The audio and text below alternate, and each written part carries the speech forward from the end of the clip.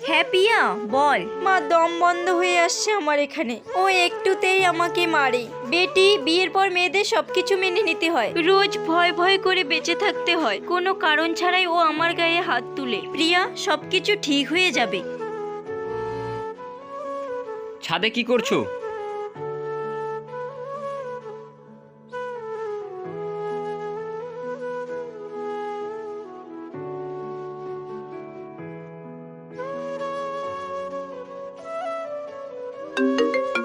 বেটি কি করছো? কিছু না। ম্যাডাম, আমার প্রিয়ার সাথে কথা বলাবেন?